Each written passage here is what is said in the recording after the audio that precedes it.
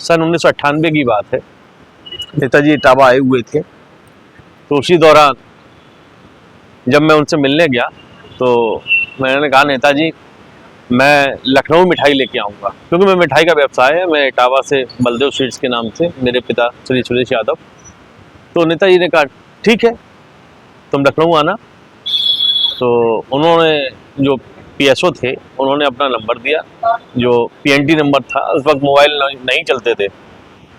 मैं उस नंबर को लेकर इटावा से 2-1 दिन बाद गोमती पकड़कर मैं लखनऊ पहुंचा। और लखनऊ पहुंचने के बाद एक पहले आप लोगों को शायद ध्यान होगा, 1 रुपया डालकर रेलवे के बड़ी बड़ी मशीनें होती थी, उसके बाहर रेलवे स्टेशन पे 1 रुपया सिक्का डालकर कॉल की जाती थी। मुझे नंबर दिया गया था, मैंने अपना नंबर निकाला, उस पर कॉल किया। तो वहाँ से मुझे लाल बत्ती की गाड़ी मुझे लेने आई। करीब 10:30 का रात का समय हो रहा था। पहुँचती है 11:15 और 11 के बीच में मैं माननीय नेताजी की कोठी में अंदर प्रवेश कर ड्राइंग रूम में जब मुझे बिठाया गया तो ज़्यादा से ज़्यादा 5 से 10 मिनट के अंदर नेताजी आए और सैंडो बनियान पहने हुए थे और कौच धोती बांधते हुए। मैं इस बात को इसलिए रूबरू कर रहा हूँ, मैं बहुत छोटा सा सिपाही, छोटा सा कार्यकर्ता हूँ, नेताजी इतने बड़े। और सबसे बड़ी बात, मेरा वहाँ पर अपॉइंटमेंट था कि ऐसे ऐसे इटावा से बच्चा आएगा, उसको लेना है। आज के समय पे लोग हर चीज़ भूल जाते हैं, नेताजी इतने बड़े लोग, मैं क्या बताऊँ आपको। बड़ा मैं आज भी अचरज में हूँ।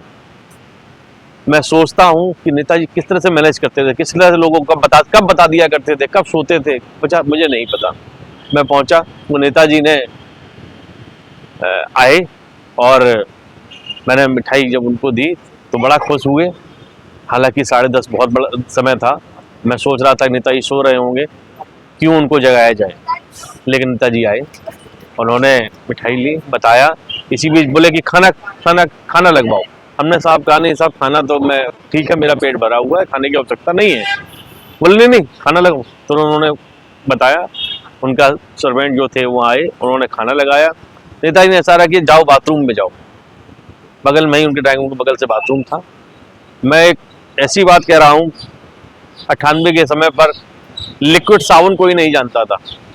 मैं जब बाथरूम में गया तो मैं साबुन ढूंढता रहा कि साबुन कहाँ है, मैं हाथ कैसे धोऊं।